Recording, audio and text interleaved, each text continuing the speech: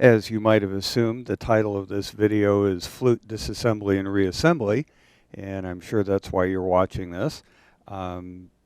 Just to let you know, this will be for those of you who've had some experience disassembling and assembling a flute.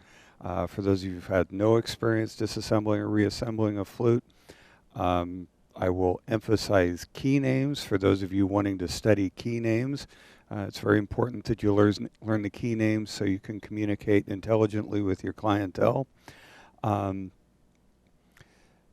This video will be presented in such a way that you can stop, go back, review, however you want to do it. Again, assembly, disassembly, with strong emphasis on key names. And we're going to even start out a little basic with what we're going to talk about at this time. First thing I'd like to do is present the three components of the flute. Starting from the bottom and working up, we have the foot joint, the main body section, and the head joint. Okay. Again, pretty basic information, but information you need to know. You know, it drives me crazy if you don't use the proper names for things, so try and use the proper names for the components of a flute when you're communicating with me. So we're going to start with disassembly of the flute, and we're going to start with the foot joint because it's the most basic aspect of the flute. In this video, we won't talk about taking the head joint cork out. That's another topic. I'm going to show you that the tools I'm going to use for this is I'm going to use my number 4 Allied screwdriver. I'm going to use my J.L. Smith spring hook. I'm going to use, for a pair of pliers, I'll use something with a smooth jaws. I'll either use these smooth jaws from Freeze or these parallel pliers from Music Medic. And I think I've covered all of our suppliers, so there's not going to be a problem there. What I'm not going to use is I'm not, of course, going to use my dad pliers. Those are going to cause lots of problems. And as tempting as it is to use this screwdriver when working on small woodwinds, assembling and disassembling them, the number 1 screwdriver blade from Allied is really designed for adjustment screws. You'll find if you get a stuck pivot screw and you try taking out with this screwdriver, you will in fact destroy the blade. Even though they are very well made blades, you will in fact destroy that blade. So we'll start with the foot joint. Again, using my number 4 Allied screwdriver, I'm going to be zooming in and out throughout this presentation. So I hope I do that in such a way that doesn't make you sick, and hopefully the autofocus will work when it's supposed to. The foot joint on your basic student flute consists of 3 keys: the D sharp key, the C sharp key, and the C key.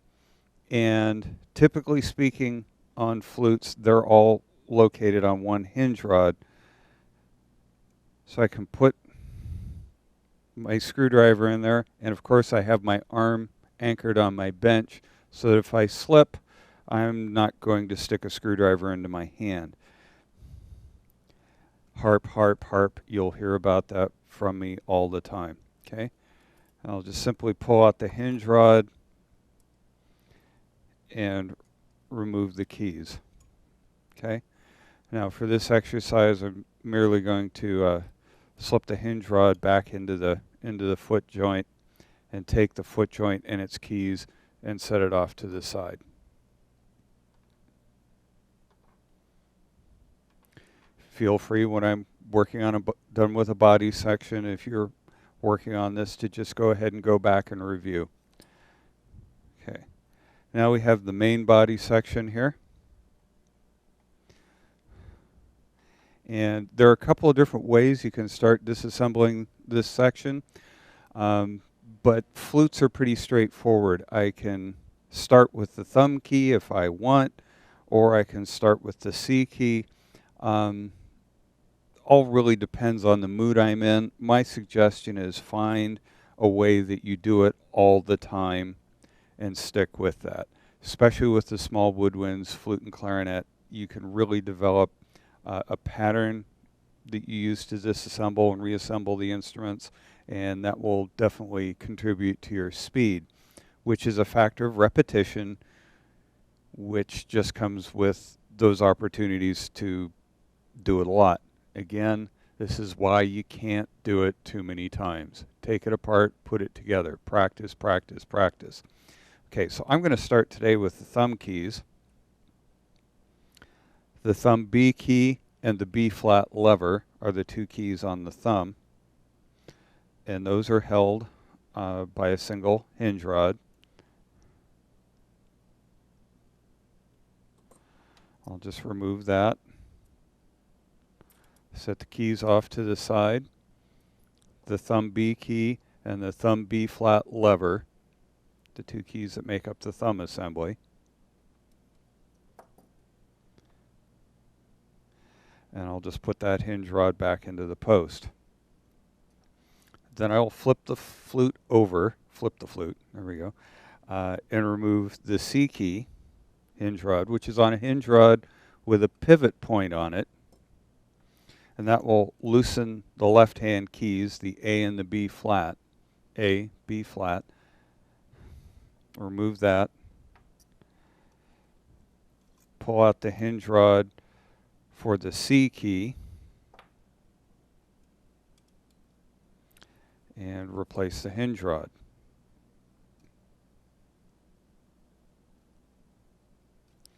Since I have the flute facing this direction, I'll just continue to work down in a southerly direction on the flute body. I'll remove the double G key,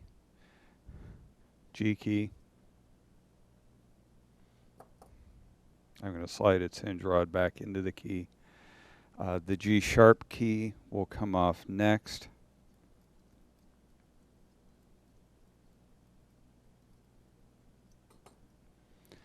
Sometimes a little more awkward to get out of the flute.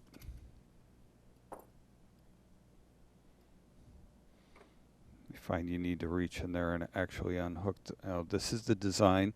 This is a Jupiter, and the spring is actually part of the key. Let me get closer on that.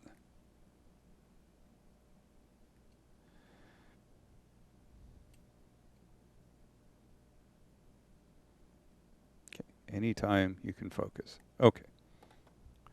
The spring is actually attached to the key and rides against the lower post. So in the case of this flute, I'm going to have to wait a little longer to take the G sharp key off because it's going to be really awkward to get out from under the trill keys.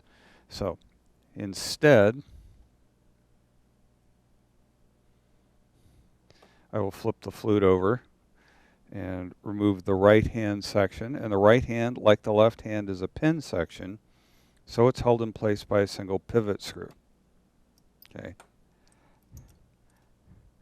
Keys on the right section of a flute are the D, the E, the F, and the F sharp. So that's D, E, F, F sharp. Just like a saxophone. When we do saxophone. And so that's a pivot screw. I'll slide that pivot screw back in there. Now while I'm down on this end of the body, I'll go ahead and I'll loosen this pivot screw, the lower pivot screw for the trill keys. Lift the keys up and out. Remove them from underneath the springs and set the trill keys off to the side.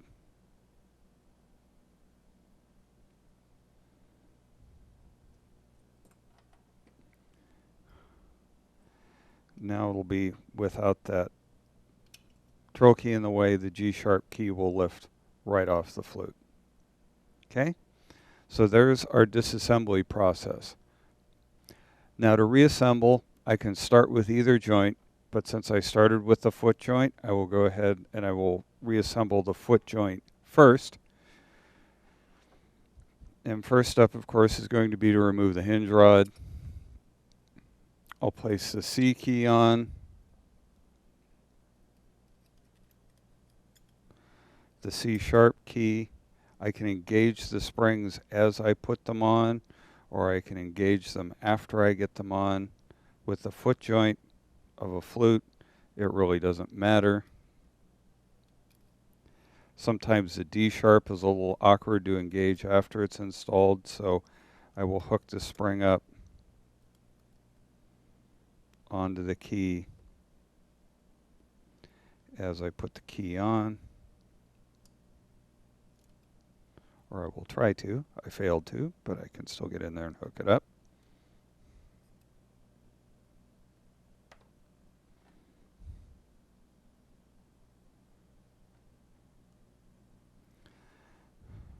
Tighten in the hinge rod. Make sure all my springs are hooked up and that everything functions properly. Basically, all three keys work independently to an extent, although the C key will close the C sharp. And in the flute unit, we will, of course, discuss how to get these two adjusted so that they close perfectly together. So this is the foot joint, D sharp key sprung shut, C and C sharp keys sprung open. Now I can move on back onto the main body, and since it was the last key that I took off, it does actually make sense that the first key I put back on is the G sharp. It goes pretty much underneath the G key and underneath the trill keys, so you can't, there's no way you're going to put the G key on first and get the G sharp in underneath it, especially with this design where the spring actually rests against the post. So I'll place the key into its location, and here I have no choice but to load the spring as I install it.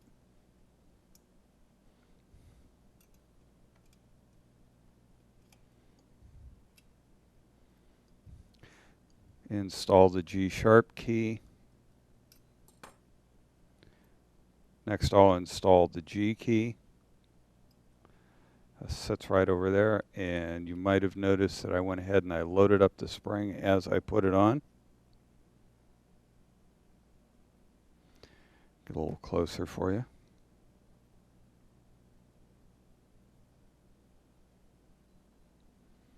Tighten in that screw.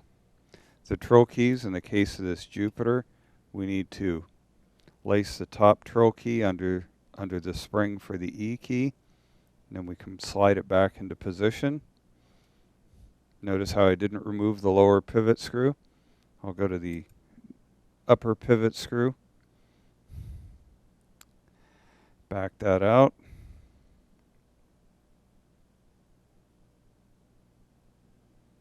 Back in. Hook up the springs. Always want to make sure you hook up the springs.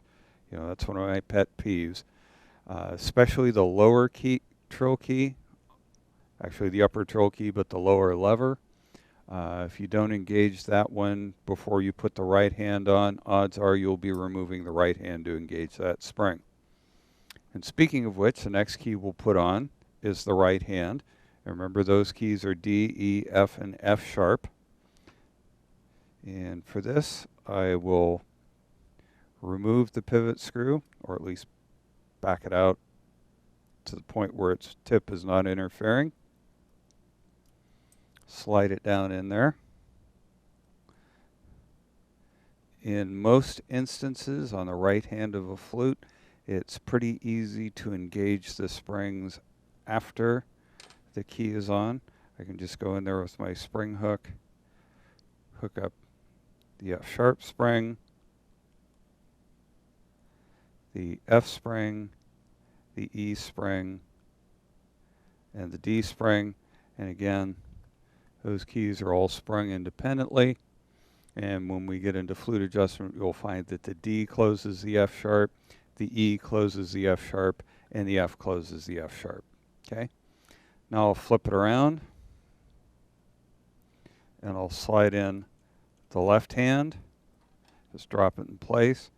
I'll take out my C hinge rod, the one that has the pivot point on it that holds the left hand keys, which are the A and the B flat. Slide the C key in there. It's just kind of a natural thing for me. I hook up the spring as I put it in place. That's what comes with doing it most certainly tens of thousands of times.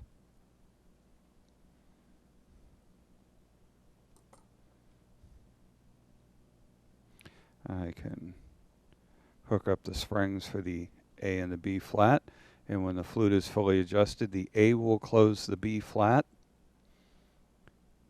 and the F will close the B flat, but not only will it close the B flat, but it will close the F sharp as well. This F, F sharp, B flat combination on a flute, you'll sometimes hear referred to as the heart of the flute. Okay? Next thing we'll do is we'll put in the thumb keys, the thumb B key, and the B flat lever.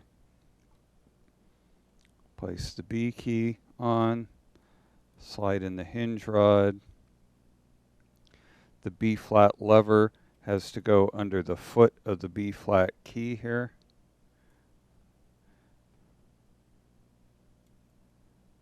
That's right, it goes under. Typically, both of these keys have a flat spring on them. You may run into some older American-made student flutes where the B-flat lever doesn't have a flat spring on it. It just functions off of the spring on the B-flat key. So there we have a flute. We have our flute. We have disassembled it and reassembled it. So your next step is to practice and learn those key names. Thank you for your time.